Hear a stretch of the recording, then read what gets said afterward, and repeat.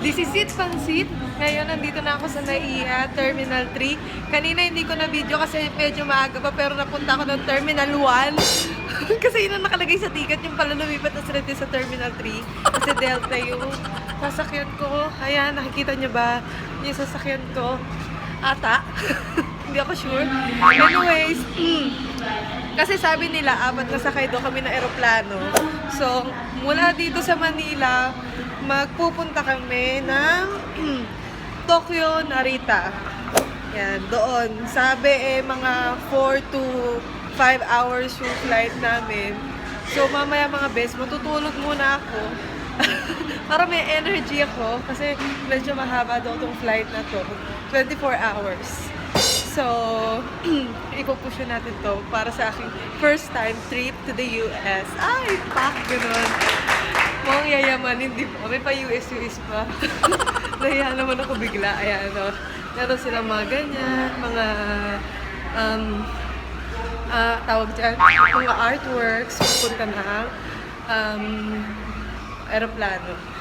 So, mga best, mamaya makita-kita tayo pagdating ko ng Tokyo.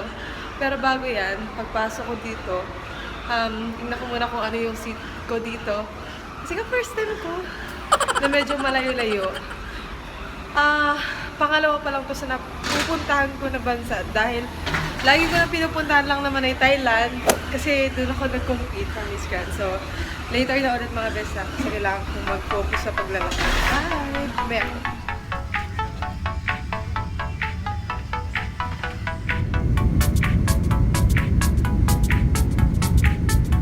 Sabi mga best, meron silang free pa headset. O, diba? Headset siya, billboard, libre dito.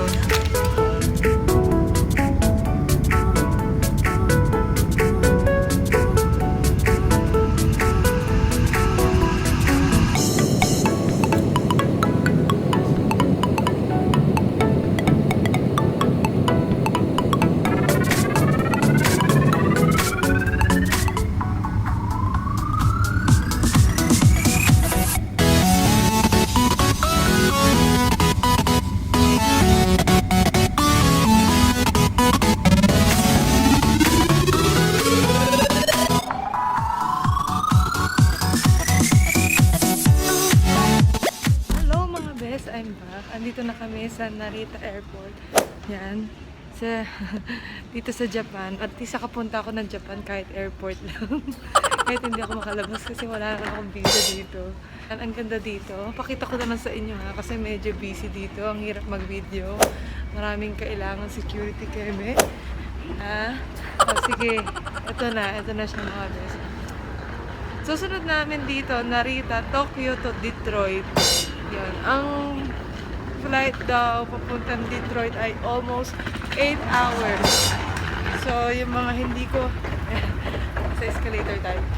So, yung mga tulog ko nakulang dati, babawiin natin dito mga basta yung mga aeroplano. So, ito na siya.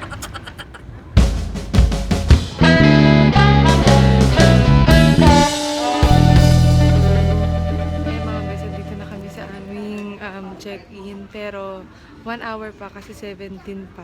Saka meron akong napagtanto sa buhay ko. Hindi pala siya 8 hours mga best.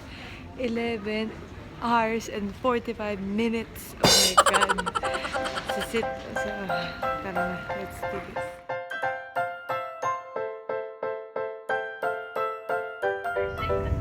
Holiday season.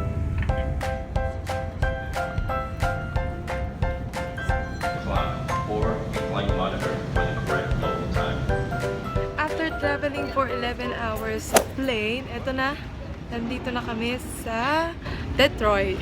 So, 1 hour na lang nasa Cleveland na kami. So, yun na yun. Dito na ako. Parating na ako sa US. Pero wala pang sunod. Tara, mag-ikot-ikot muna dito tayo sa airport sa Detroit. Kasi 6 hours layover tayo. Ibig sabihin, 6 hours tayo maghihintay bago yung next flight natin going to Cleveland. So, ito na. Ito yung itsura niya.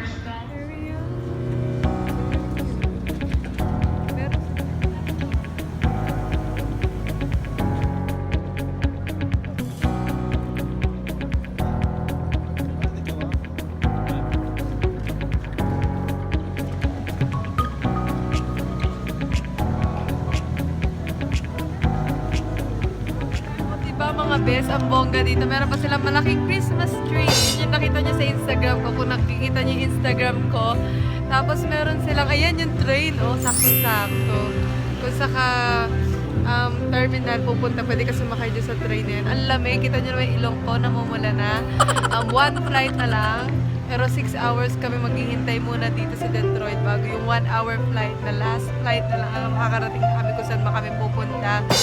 So, yan. Yun ang aabangan nyo. Dito na kami ngayon sa Cleveland after ng 6 hours namin layover.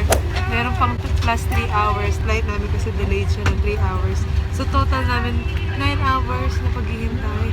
And alam niyo ba kung gano'n lang kabilis kaming nakarating dito? 24 minutes. Pumawi naman sila. Dahil alos 24 hours na ako bumabiyahe mula Maynila.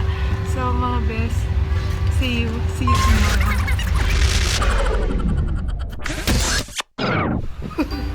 Grabe.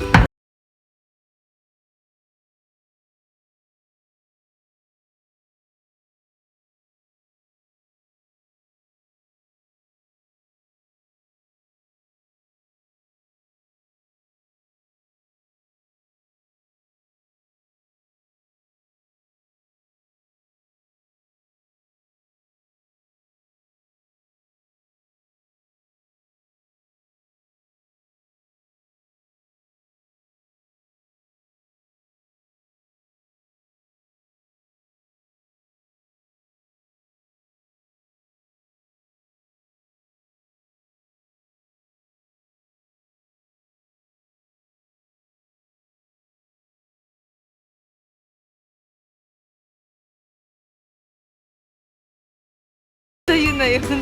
O sige mga best, bukas mamamasyal na tayo. Kasi bisperas bukas dito ng Pasko. And kung ano mga nilinda ni Chebioli, kakain muna tayo.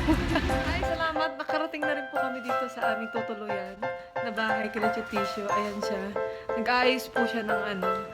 Ang ganda dito oh. Ang kinis ng floor. Tapos, merong ano ba to? Fireplace. So, wala na sa Pilipinas kasi wala naman snow dun eh. Ayan yung meron silang altar. Ang laki nito. Tapos may basement. Ayan. Ang lamig. So, kain na muna tayo. Kapatuloy ko ang aking pagtutur sa inyo na yun.